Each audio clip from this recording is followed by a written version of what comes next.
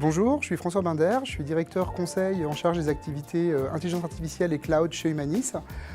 Humanis est donc un pure player de la data depuis près de 30 ans, fort de 3000 collaborateurs et partenaire école de Microsoft depuis la première heure. Votre première fois avec une IA, c'était comment? Ma première expérience avec une IA, en fait, c'était lors de mon stage de fin d'études chez Areva. J'ai eu la chance de participer en fait, à un projet où on avait travaillé sur la fiabilisation en fait, de la maintenance du cœur des réacteurs des centrales nucléaires, avec des techniques qui étaient assez astucieuses pour l'époque, l'utilisation de microphones, d'acoustique, etc. Et avec l'application de technologies de machine learning. Et ça m'avait depuis finalement donné la compréhension que l'exploitation intelligente de la data permettait d'accomplir de grandes choses et d'avoir pas mal de bénéfices avec un peu d'astuces. Et depuis, je n'ai pas quitté ce domaine. L'IA, technologie disruptive ou révolution industrielle? Alors pour moi, c'est plus qu'une technologie disruptive, c'est bien une révolution industrielle. On le voit au travers des nombreux projets qu'on a pu nous implémenter chez des clients. Certains de ces projets vont aller remplacer aujourd'hui presque 50% des tâches fastidieuses qui auparavant étaient opérées par des humains. Donc c'est vraiment une vraie révolution qui se profile et il faut donc s'y préparer. Alors, une IA pour tous ou tous pour l'IA? Alors je dirais une IA pour tous en fait, parce que parmi les projets qu'on a pu réaliser ou participer, en fait, c'est le spectre en fait, finalement, des gens que ça impacte est assez étendu.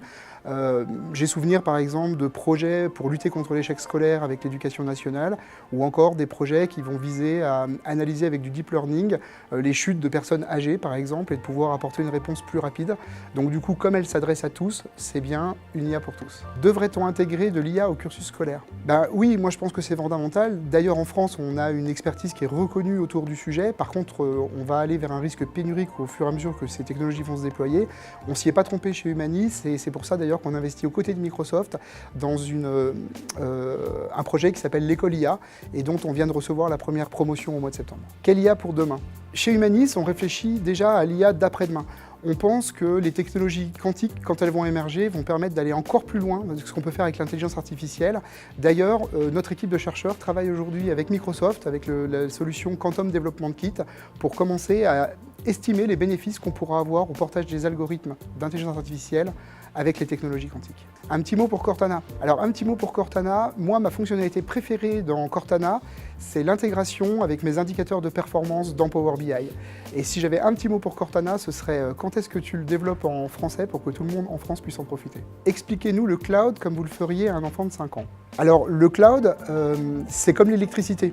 Soit on a un fournisseur et dans ce cas-là, il suffit de brancher un câble pour utiliser n'importe lequel de nos appareils et on va payer uniquement ce qu'on consomme. Soit on n'a pas de fournisseur et dans ce cas-là, on est obligé de s'équiper avec un équipement lourd et coûteux avant de pouvoir faire quoi que ce soit.